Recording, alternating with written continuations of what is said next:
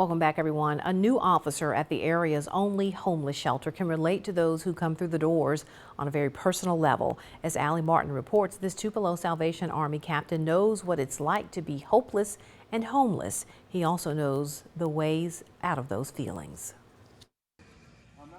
Captain Rob Dolby spends his lunch hour visiting with those who come to the Carnation Street Community Center gym looking for a hot meal and a warm place.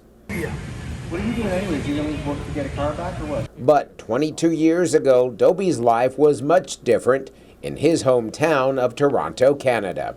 That's because I was literally homeless, addicted on the streets, and came to the Salvation Army to live in the shelter because I had nowhere else to go. Dolby went through a rehab program. He also lived at the shelter where he had a safe place to sleep and eat. He knows meeting basic needs for people can have a lasting impact.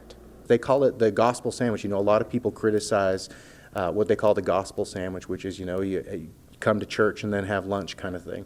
But I would never criticize that. If it wasn't for wanting to stay around for the roast beef dinner, I would have never heard the sermon that I heard that caused me to come forward and give my life to Jesus.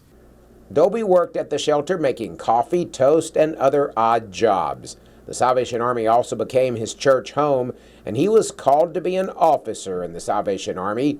He also met his future wife, Heather, during that time. They were married in 2005 in the same alley where Dolby once shot drugs into his arm. Hope is a powerful drug. Hope is more powerful than heroin. Captain Dolby says he can look back and see God's hand in his journey from addict to officer at the Salvation Army. And he says seeing other people's lives changed and turned around with true hope is just as exciting as his story.